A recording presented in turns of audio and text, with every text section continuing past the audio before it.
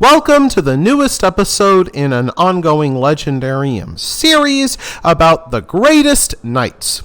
In this installment, Sir John Hawkwood, we will talk about a man who was born a peasant in England, became a soldier in France, a mercenary captain in the Papal States, and finally a nobleman in Florence.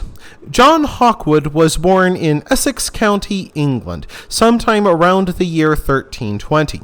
His father was a local landowner and tanner, which meant that young Hawkwood likely spent part of his early years helping his father to slaughter and skin cattle for use in the family leather shop. The elder Hawkwood was not a rich man. Upon his death, young John Hawkwood only inherited a sack of wheat and 20 pounds in hard currency. The elder Hawkwood likely died because of the Black Death, which cut a terrible swath through England during the years 1348 and 1349. Some villages were reduced to 3/10 of their original population.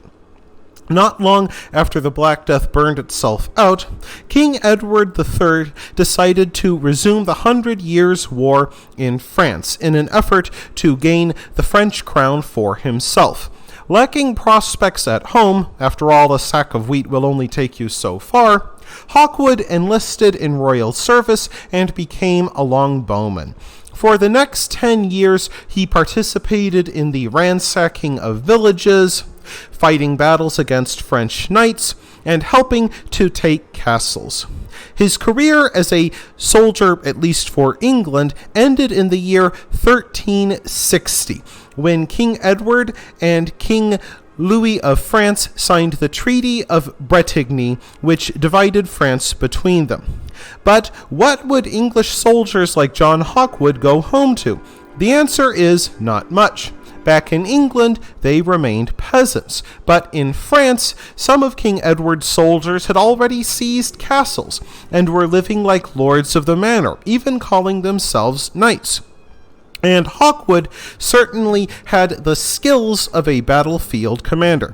Rather than go home where poverty waited for him, Hawkwood followed the White Company to Italy in 1361, and he was elected their captain general about 3 years later.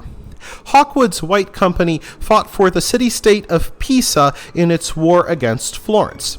Back then, Italy was not a unified country, but divided into many different city-states that were often at war with one another, and that presented many opportunities for a career mercenary like Hawkwood. In Italy, Hawkwood used massed longbow tactics and took advantage of terrain to hide his small armies so that he could ambush much larger forces. Using such tactics, he was able to win many victories.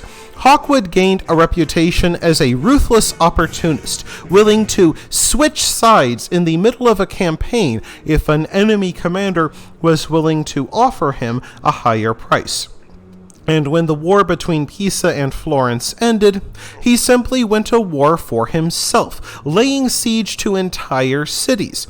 And if those cities wanted him to go away without ransacking them, then they'd better pay him a hefty ransom. At the height of his earning power during the 1370s, Hawkwood was making about 50,000 florins a year, compared to his father, who would have made only 30 florins a year.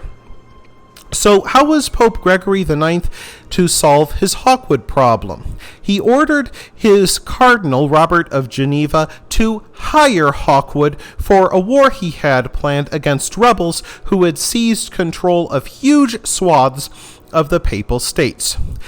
Pope Gregory delegated the task of retaking these towns to Cardinal Robert of Geneva, who in turn used Hawkwood to lay siege to rebel-held towns. The campaign for the papacy reached its climax at Cesena, which is a small port city near the Adriatic coast. Cardinal Robert of Geneva swore an oath upon holy relics that if the people of Cesena would allow his army inside, then he would show them mercy. The citizens of Cesena very foolishly trusted the cardinal's oath and allowed Hawkwood's army inside. Once they were in, Cardinal Robert shut the gates and ordered Hawkwood to begin a massacre of the city's citizens to punish them for rising up against the Pope. Hawkwood, although he was known as a brutal and cold-hearted commander, objected to what he saw as a needless massacre, but Cardinal Robert was adamant. And so, despite his reluctance, Hawkwood ordered his men to begin slaughtering the townspeople. Over the next 3 days, 5,000 people died. Most of them perished while trying to flee through the city's moat to get away from Hawkwood's men. The massacre left Hawkwood disenchanted and disillusioned. Not long after, he left papal service and was able to marry the illegitimate daughter of the Duke of Milan, Bernardo Visconti, later that year. He put his past as a brigand on a nightmare scale behind him and became much more diplomatic, not only representing the interests of his father-in-law, but the English crown. Yet after 5 happy years, he quarreled with his father-in-law Bernardo during a hunt. Both men claimed that they brought down a deer, and neither would back down. So Bernardo Visconti retaliated by seizing his son-in-law's estates in Milan.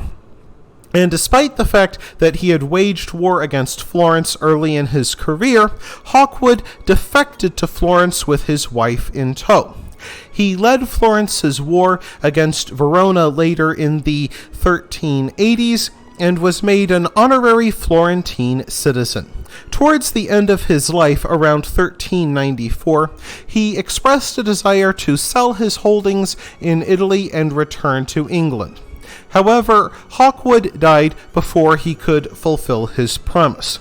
The Florentines had promised to build him a grand statue of him on a horse to mark his tomb in exchange for his service during the war against Verona. But with Hawkwood dead, the Florentines decided to save a little money by instead creating a painting of what the statue would have looked like, and they made that a memorial to a man who was born a peasant yet made himself a nobleman. That wraps things up for this episode of The Legendarium. I hope you found it informative. If you did, press like. If you want to see more, press subscribe. And if you've got anything to say, let me know in the comments section. Thanks again for joining me, and I hope that you have a great rest of the day.